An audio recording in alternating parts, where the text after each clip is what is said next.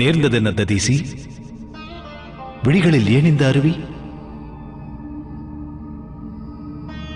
தம் தரிசனம் கிட்டியதால் ஏற்பட்ட மகிழ்ச்சி பிரவாகம் தண்ணீராக விழிகளில் ஊற்றெடுக்கிறது பிரபு.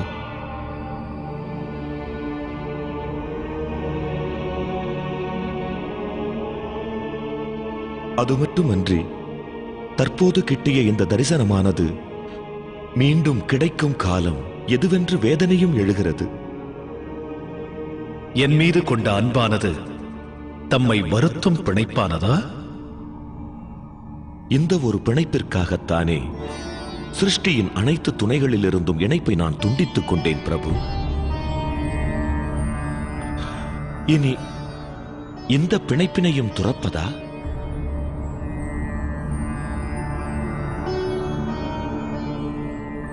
சப்த ரிஷிகள் மூவரும் ஒன்றிணைந்து வர காரணம்?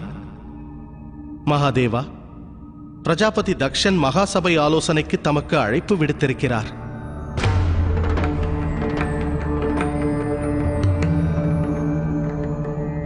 பிரபு, தாங்கள் பங்கேற்பீர்களா? இந்நிகழ்வு இதுவே முதன்முறை பிரபு. பிரஜாபதி தக்ஷன் சமாதானத்திற்கு உடன்பட அழைக்கிறார், ஒற்றுமைக்கு அடிகோலுகிறார். தேவர்களை அழைப்பது விந்தையல்ல. அசுரர்களின் குரு சுக்ராச்சாரியாருக்கும் அழைப்பு விடுத்திருக்கிறார்.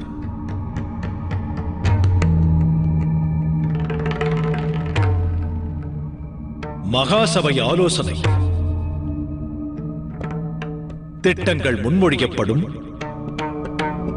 விவாதிக்கப்படும், விதிகள் இயற்றப்படும் களம்.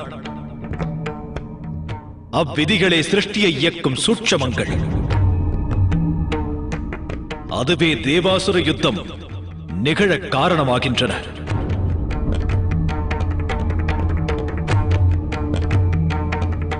அந்த யுத்தத்தில் பெரும் சேதமடைவதோ இயற்கைதான். மண்ணிலம், கானகம், அதில் வாழும் ஜீவன்கள். இதனால் அநேக உயிர்கள் அழிகின்றன. பின் மீண்டும் ஒரு மகாசபை ஆலோசனை கூடுகிறது, அமைதி காண்பதற்காக.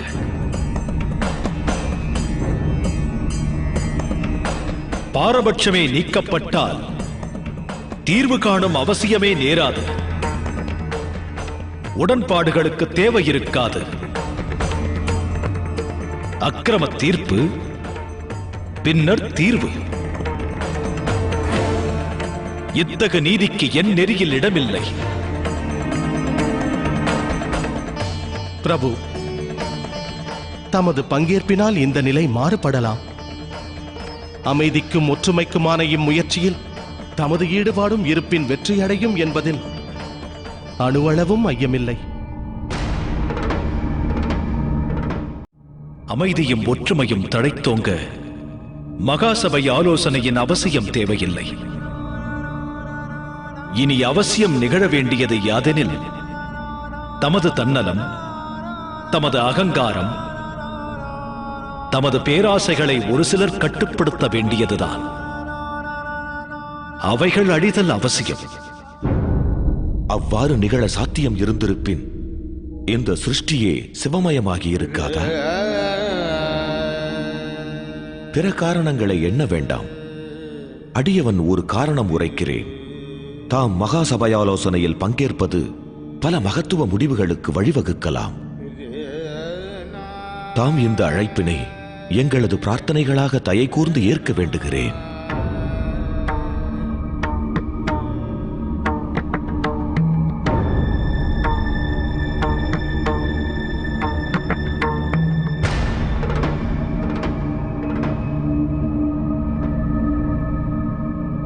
அழைப்பை அவசியம் ஏற்பீர்கள் என வாக்குறுதி அளித்திருக்கிறேன். அடியவனின் வாக்கை காக்க வேண்டுகிறேன். ஆகட்டும், இட்ட அழைப்பினை தட்டாமல் ஏற்கிறேன்.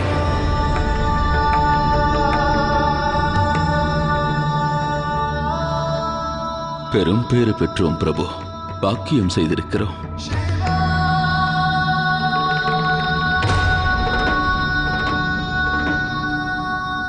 எனினும் நிபந்தனை ஒன்றுள்ளது.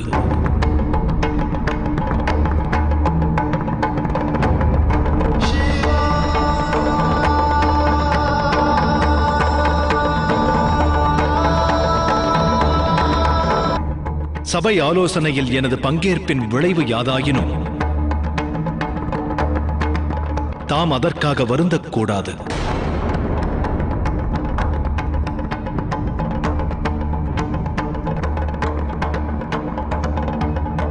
விளைவு நன்மையே பயக்கும்.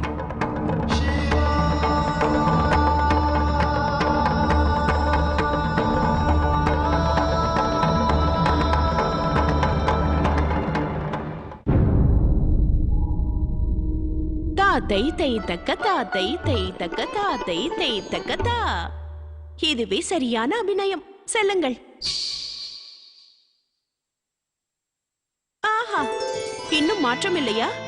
கடந்த ஓராண்டில் புதிதாக ஏதும் கற்கவில்லையா? எழுந்திரு, நானே தீட்டுகிறேன்.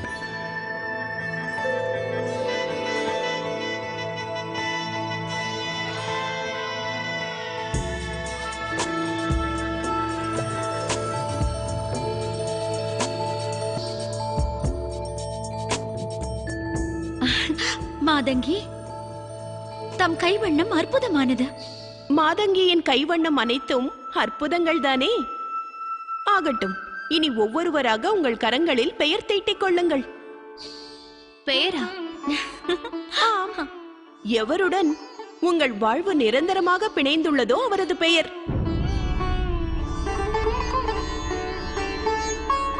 கியாதி, நீயே முதலில் கரத்தை தா. உன் கரங்களில் பிருகு அவர்களின் பெயரை தீட்டியே துவக்குகிறேன். என் கருத்தினால் சந்திரன் அவர்களின் பெயரை தீட்டுங்கள். அது சரி. நான் காண்பது நிஜம்தானா? ரேவதியின் வதனத்தில் புன்னகையா? நாணமும் வியாபித்துள்ளதே. இந்த நாணத்தை சந்திரன் அவர்கள் மட்டும் கண்டிருந்தால் அவர் இந்நேரம் சுழற்றி விட்ட பம்பரமாக உன்னை சுற்றி வந்திருப்பார். ஆகட்டும், வா. முதலில் உனது கரங்களிலே பெயரை தீட்டுகிறேன்.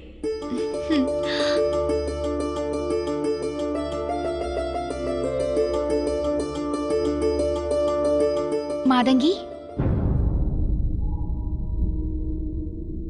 தாம் எவர் கரங்களில் பெயரை தீட்டினாலும் அவரது பந்தங்கள் பிளவுபடாதாமே? இந்நாள் வரை அதுவே சத்தியம். எனில் ஆகட்டும், இரு கரங்களிலும் சந்திரன் அவர்கள் பெயரை தீட்டுங்கள்.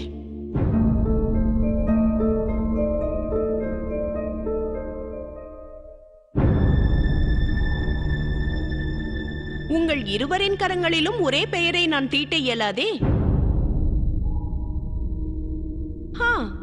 ஆனால் இதற்கு ஒரு மாற்று உண்டு. உனது கரங்களில் சந்திரன் அவர்களின் பெயர், ரேவதியின் கரங்களில் அவரது மற்றொரு பெயரான சோமன் என்பதையும் தீட்டுகிறேன். சரிதானே?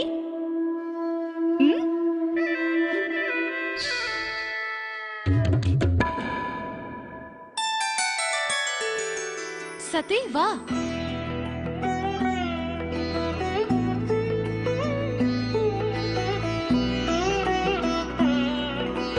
உன் கரத்திலும் பெயரை ஏற்றட்டுமா?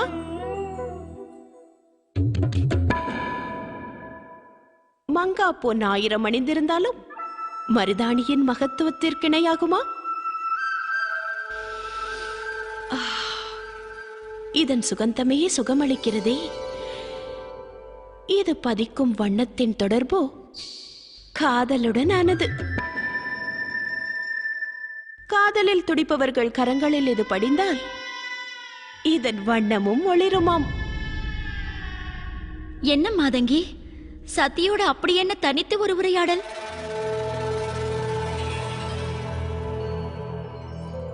ஏதுமல்ல. இவள் கரங்களில் நான் எவரது பெயரை தீட்ட என வினவிக் கொண்டிருந்தேன். எனினும் இவள் திருவாய் மலரவில்லை.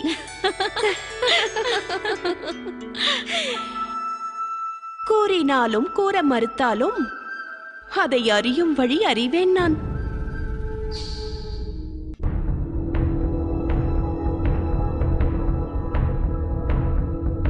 பிரஜாபதி, நற்செய்தியோடு வந்திருக்கிறேன்.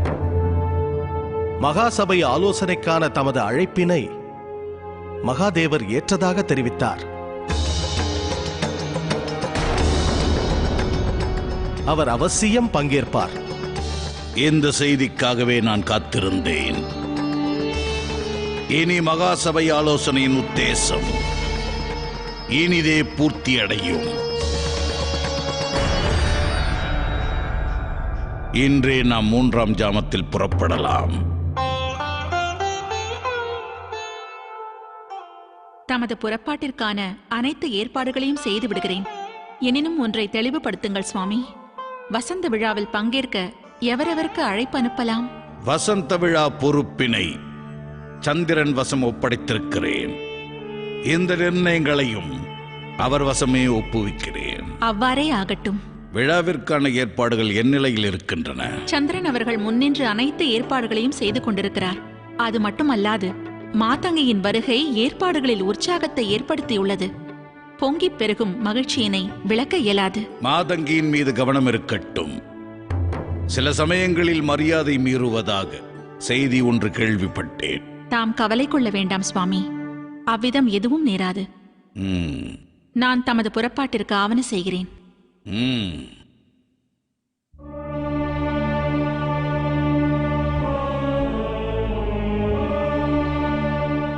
பிரஜாபதி, தேவேந்திரன் வருகை தந்துள்ளார்.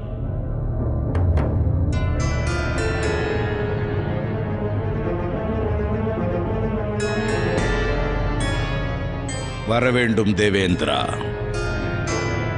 செய்தி என்ன? கூறுங்கள். ஏதோ தயக்கம் தெரிகிறதே. தம்மிடம் அத்தியாவசியமாக உரையாட வேண்டும், இக்கணமே.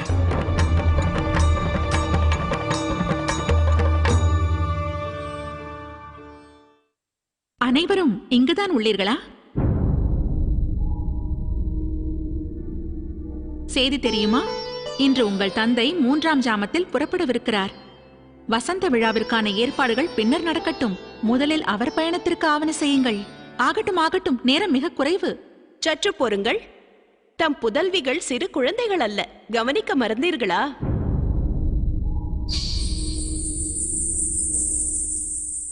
ஏற்பாடுகள் அனைத்தையும் தாமாகவே செய்ய இயலும் என்று கூற வந்தேன். தாம் கவலை கொள்ள வேண்டாம். விரைந்தாகட்டும்.